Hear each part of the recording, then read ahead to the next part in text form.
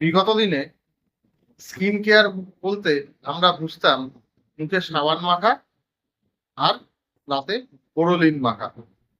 বর্তমানে স্কিন কেয়ারের সংজ্ঞাটা একটু বদলে গেছে। বিভিন্ন রকম সোশ্যাল মিডিয়াতে আমরা দেখি বিভিন্ন রকম স্কিন কেয়ারের বিভিন্ন রকম পদ্ধতি। আজকে আমি আপনাকে সায়েন্টিফিক স্কিন কেয়ার যে 4টে স্টেপ আছে, সেই 4টে স্টেপ নিয়ে আমি আপনাকে বলবো। প্রথম স্টেপ, ক্লিনজিং। আপনার স্কিনকে পরিষ্কার করা। তার জন্য যে কোনো একটা আপনি ফেস ওয়াশ দিয়ে বা বারবার জল দিয়ে মুখ ধুতে পারেন। দ্বিতীয় হচ্ছে এক্সফোলিয়েট।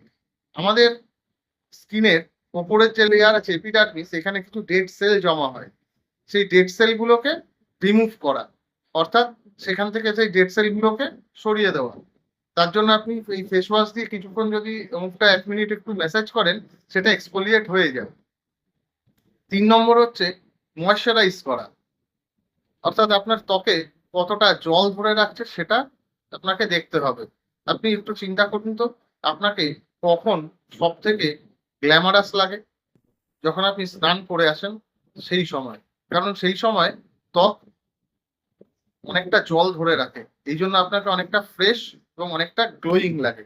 সুতরাং বারবার পরিষ্কার জল দিয়ে মুখ ধোবেন।